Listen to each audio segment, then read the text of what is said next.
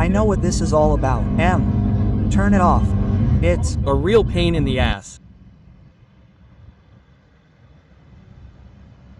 Hi, Bartek Urban. Welcome to my BMW M5 Touring test. And this will probably be the best car test ever, because I packed the car with 4 guys, 4 bikes, a full trunk, and set off on a one-way journey of over 1,200 kilometers to the most demanding motorsport track in the world, where, of course, I did a few laps in the car and more. Come join me.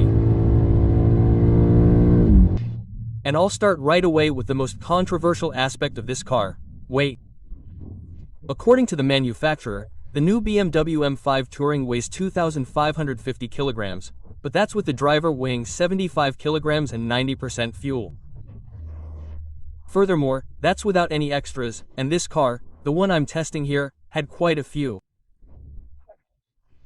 Anyway, I got on the scale, and it read 2,540 kilograms without the driver, but with fuel to the top and a roof rack installed.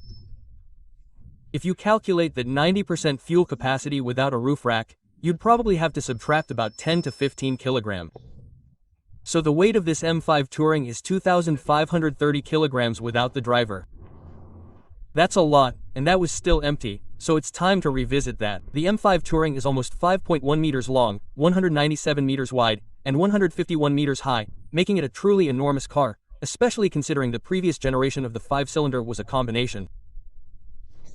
And 13 centimeters is a lot, believe me.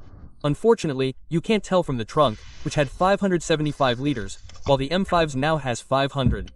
But that's because the M5 is a PHV hybrid, or PH hybrid, hence the smaller trunk.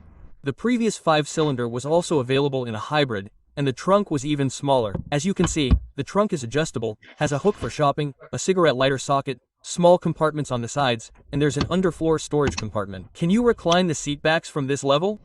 The floor isn't perfectly flat. There's not a lot of space in the cabin for a car over 5 meters long, but that doesn't mean there's not much. I fit in easily, and I'm 186 centimeters tall.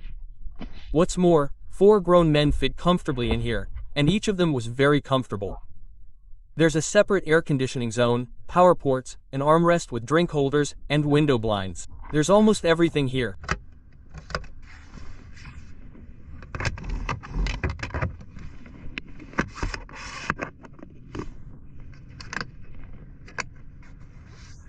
Of course, the front seats are even more comfortable, with the semi-buoyant seats being very comfortable. I drove a 12-hour trip in them almost in a flash, stopping only for fuel and a bathroom break, and after getting out of the car, I felt like I could have driven another 12 hours. I like that. Okay, back to weighing the car. Now I've loaded 4 guys into the car, 4 bikes on the roof, and, as you can see, a trunk with a lot of stuff. With that load, the scales read 2,970 kilograms. That's right, almost 3 tons, and the gross vehicle weight limit for this car is 3,050 kilograms, so it was a close call. I'll also add that this was a scrapyard scale, and the measurement error can be as much as 100 kilograms, so the weight could indeed vary slightly. I'm assuming the scale was right this time, and I set off on a journey of over 1,200 kilometers one way from Warsaw to the Nürburgring Ring. The route is 99% on expressways and highways, so our average cruising speed was usually 130 kilometers per hour, or 127,128 kilometers on the GPS. We didn't go any faster because the bike rack only holds up to 130 kilometers per hour, and even if we could have gone faster, the whistling sound from the rack was so irritating that we couldn't have gone any faster.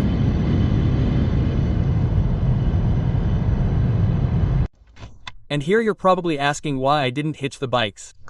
The answer is very simple. One of the bikes was all carbon, and this material doesn't like compression, so a rack with those frame clamps was out of the question. I called a few different bike rental companies, and they all have racks with this frame-mounted system. So the bikes were on the roof, which I really liked.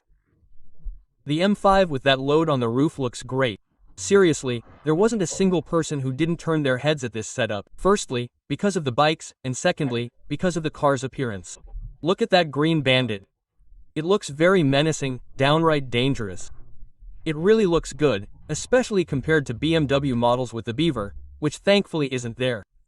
Okay, the grille lights up at night, but you can turn it off. Fine, But if it's a green car, it's a green hell. The trip from Warsaw to the Nürburgring Ring took 12 hours and 16 minutes. We covered 1,227 kilometers and averaged 14.4 liters of petrol and 1.2 kilowatt-hours per 100 kilometers of electricity. As I said, it's a hybrid, hence the electric power. I set off with a full tank of fuel and an almost full battery. Fuel consumption would probably be slightly lower if we hadn't ridden in constant heavy rain for over half the trip. On the way back, I rode without rain, and then the result was 13.7 liters, and no electricity, because I started with a flat battery. The significant consumption is due to the bikes on the roof, because without them, when we measured, the result was under 12 liters, a difference of 23 liters. For the entire trip, the result was 15 liters, covering 277 kilometers, 2,450 of which was on the road, and the remaining 300 kilometers was spent circling the track and riding on the track itself. That's right, we did 2 laps around the track, but I'll get to those in a moment. Now, a moment more about fuel consumption, because here we notice the first drawback of the M5, the fuel tank capacity. Unfortunately, it only has 60 liters, and with this fuel consumption, we had to fill up every 400 kilometers, or every 3 hours. It's supposed to be ideal, as it's a good time to use the restroom, but in my opinion, it should have a tank of at least 80 liters. And I'll preempt any comments. No, that's not the range of an electric car on the road. 2 years ago, I drove an M3 Estate and a Taycan, an electric Porsche, to a ring road with bikes on the roof, and at 130 kilometers per hour, the range was less than 250 kilometers, and I only had 2 bikes on the roof, not 4 like here. And refueling the M5 took a few minutes, while the electric car took at least 30 minutes. But I still think the problem with the M5 Touring is too small, and the engine is definitely not the problem. Here, we have a 4.4-liter biturbo that generates 585 horsepower, plus an electric motor with 197 horsepower. The whole setup generates a total of 727 horsepower and 1,000 Newton meters. Yes, 727 horsepower and 1,000 Newton meters in a family estate car. Shocking. Yes, I know it's a station wagon, but even with 2.5 tons of weight, it hits 100 kilometers per hour in 3.6 seconds. Time to put it to the test.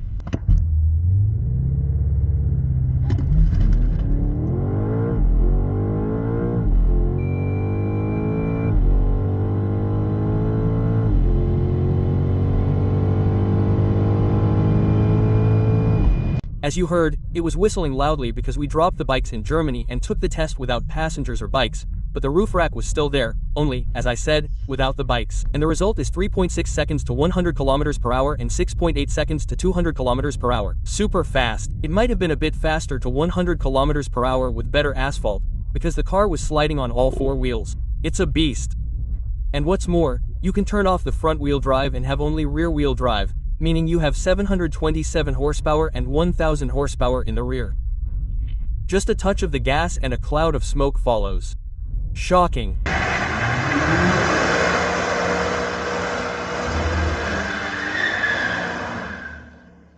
It's also shocking that you don't feel the weight. Despite almost 3 tons, you couldn't feel the M5 struggling at all. In fact, with the bikes and luggage removed, I felt exactly the same performance. This car is absurdly powerful.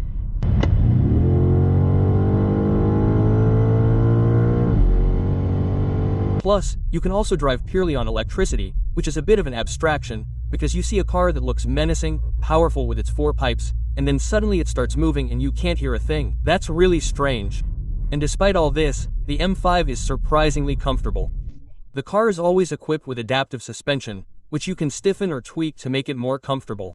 The new M5 has tons of settings, which fortunately can be saved to those 2 buttons, M1 and M2, on the steering wheel. Without them, it would be difficult, because there are literally a million settings. You can set it up so that, for example, one button has a drift car, another a track beast, and without buttons, you have, for example, a highway mile eater. Exactly. We take off the bikes and it's time to hit the track. I deliberately didn't fill up the electric system because there's really no need. In the most sporty mode, the car regenerates energy very well, so there's always some of that electricity there. I repeated the acceleration measurements when the range was no longer showing, and it returned in a matter of seconds, and the results were the same. We did 2 laps around the track, with 2 or 3 passengers and, of course, without luggage. The first time, 9.30 BTG, the second, a minute faster, as is typical for touring races. There was heavy traffic, yellow flags, but it was great fun. The conclusion is this: the car is incredibly fast. Corner exit is a blast. Corner entry is also great, but already in the corner, you can feel the whole car moving under the weight. We did the second lap behind a tuned 550 horsepower Audi RS3 that was in the lap with us, and by holding its thread, we felt ourselves shifting slightly in the corners. It's hard to cheat physics. By the way, the 3 rupees broke 8 minutes BTG at Truck U Day, and that's a truly amazing time. Congratulations.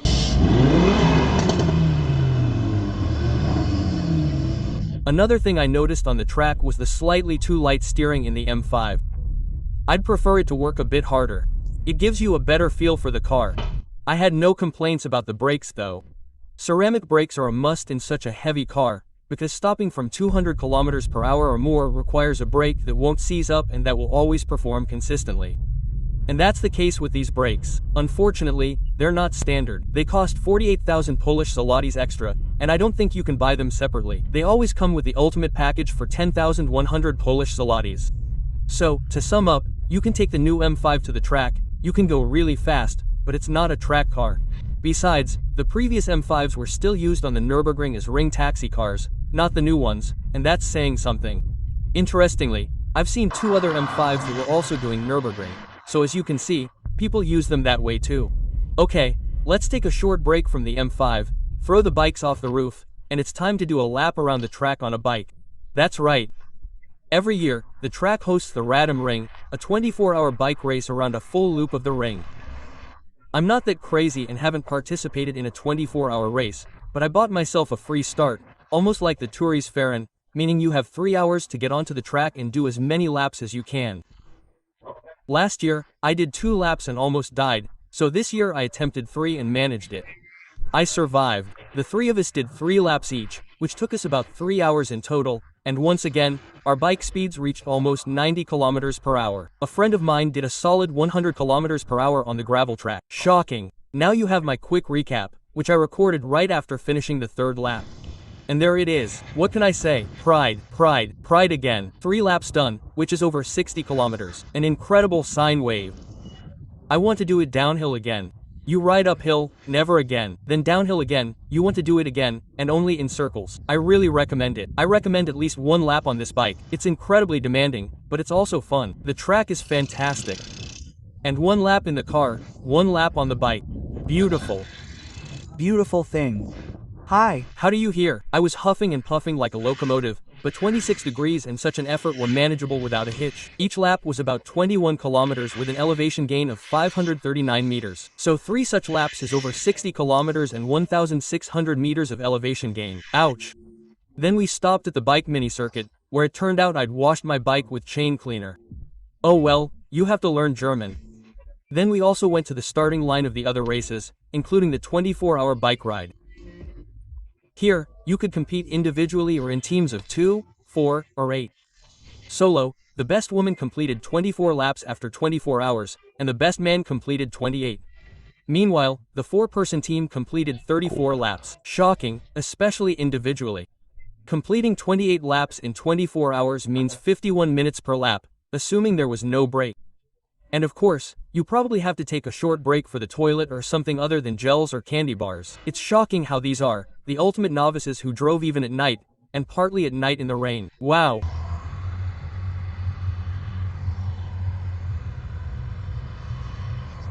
Okay, so let's get back to the M5 and talk about the interior. In my opinion, the interior is the weakest point of the new 5, mainly because of its appearance. It's very computer-like. There are only screens. Even the hazard warning light buttons are on a touchpad, and they're a pain to press. The temperature is already adjusted on the screen. The digital clocks are just a screen, with ugly graphics. The interior is very impressive because it's modern, but previous generations had much nicer interiors. True, everything works quickly. So, as you can see, the multimedia works smoothly, there are no receptions, and they have nice graphics. But, as I said, the previous interiors were nicer in my opinion. So let's check out the fit and materials.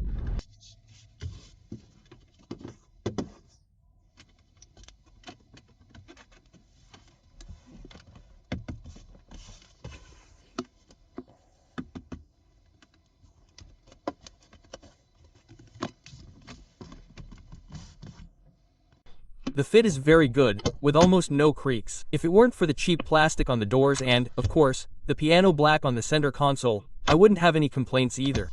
But that's at night, of course, and you can turn off the ambient lighting. By the way, while we're on the subject of night, the adaptive matrix LED lights work brilliantly. A big plus for that. The car's sound is also a plus, because it has a really nice, bassy rumble with a slight pop. You can feel it as if some kind of foam had been stuffed into the exhaust to keep it from getting too loud. But that's how we live these days, and that's how we live.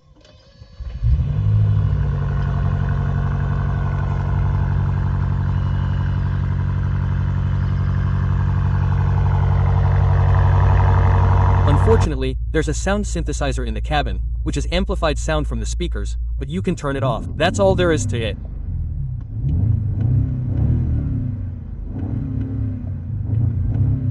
Another advantage is that we can load 100 kilograms on the tow bar, for example, for a bicycle rack, or tow a trailer up to 2 tons. I've even seen videos of the new M5 pulling a Porsche GT3 RS on a flatbed trailer. A beautiful setup. Okay, before we summarize, it's time to talk about the price.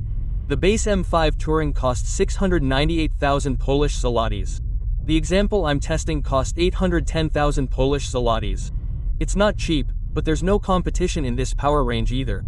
The only station wagon this fast left in this class is the Audi 6 rupees, which only has 600 or 630 horsepower. And in this more powerful performance version, the 630 horsepower costs 692,000 Polish zlotys, which is 6,000 Polish zlotys less than the M5. However, the M5 has a hybrid and significantly more power. Hence, the performance is slightly better, but not up to 100 km per hour. The RS6 can do 0 to 100 km per hour in 3.4 seconds, but 0 to 100 km per hour is 8.6 seconds, 1.8 seconds slower than the M5. These are very worthy opponents, and I can't wait for the new generation 6 rupees, which will be revealed any minute now. I just wonder if it will be a V8 or a V6. I'm keeping my fingers crossed for the V8. In summary, the new BMW M5 Touring. It's a great, versatile family station wagon that's practical, spacious, comfortable, and a bit sporty. I use the word slightly sporty deliberately because the performance is truly on par with supercars. 0 to 100 km per hour in 3.5 seconds in the station wagon and 100 km per hour in 7 seconds. It's impressive, but unfortunately, its considerable weight also makes a huge difference and makes it feel worse on the track. But despite all this, as you've seen in the video, you can take to the track, even a truly demanding one, and have a great time. To be clear, the M5 also has its flaws. I'll even ignore the weight, which surprisingly isn't noticeable during normal use. The small fuel tank is a bit of a nuisance, the touchscreen controls are annoying, and I expected a bit more space in the cabin and better materials. And the interior with the tablets is, in my opinion, simply ugly. The previous M5 didn't have a station wagon version, so there's no comparison. Although, of course, I'd prefer it not to have a hybrid here either, and to have the same turbocharged engine with around 600 horsepower. But if a hybrid was the only option for a V8, then we'll have to live with it. And interestingly, the hybrid can cover 50 kilometers on the same electric power, so if you like that, you can certainly drive it. Yes. If I were to compare the M5 Touring to the M3 Touring, the M3 is definitely more fun. It's sharper and more precise, but also less practical and less comfortable. The seats aren't as comfortable, there's less space, and the suspension is firmer. In an M5 station wagon, you can easily drive a very long route and get out well rested, while also hitting a racetrack along the way. I like that. Hi. I'm also adding a summary of the costs of such a trip, in case anyone else wants to take their team to the ring like that. I set off on Thursday and returned Sunday night. We paid a total of 2,895 Polish zlotys for fuel, which was split between 4 people, since that's how many of us were traveling, so 724 Polish zlotys each. The no-deck cost 40 euros per night per person, or 120 euros. In addition, the track ride by car was 38 euros per person, and the start on the bikes was 23 euros, for a total of 181 euros, or 768 Polish zlotys. I also paid about 600 Polish zlotys for food, so for 4 days, I spent 724 Polish zlotys for fuel, 768 Polish zlotys for the night and the rides, plus 600 Polish zlotys for food. A total of 2,092 Polish zlotys. I didn't include insurance here, because everyone probably has their own. And I didn't include the prizes I bought myself, like a t-shirt and a cap from the ring. Well, you have to have a souvenir. I recommend this trip because the atmosphere is truly amazing, and I immediately send my regards to my team. Professor Sosna, Elik, Lemon, Golik. It was a wonderful trip, gentlemen. I will never forget it. I highly recommend this trip because the place is simply a must for every motorcycle enthusiast. And as you can see, it's also perfect for both amateur and professional cyclists. Hi, okay, enough.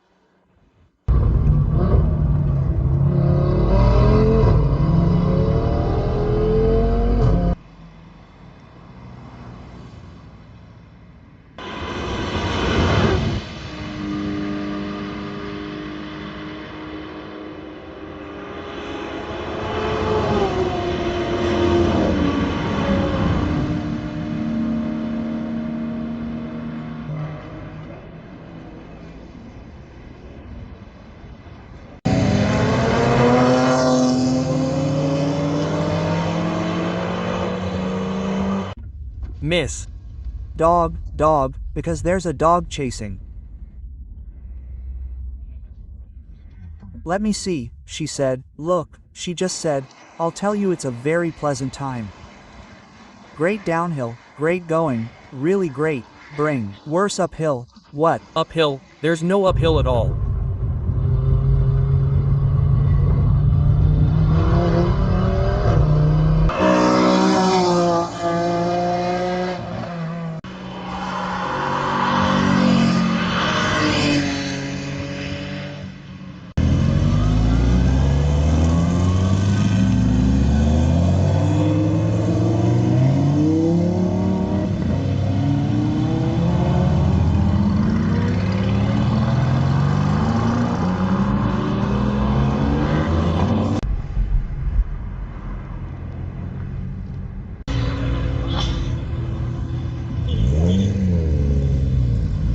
I am a 55-56 maybe professional event reconstruction.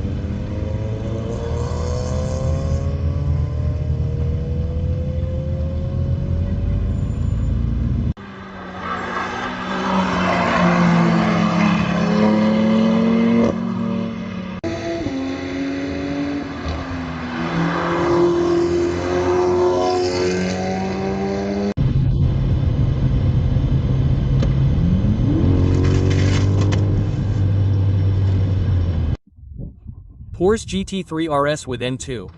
He went down, downhill, downhill.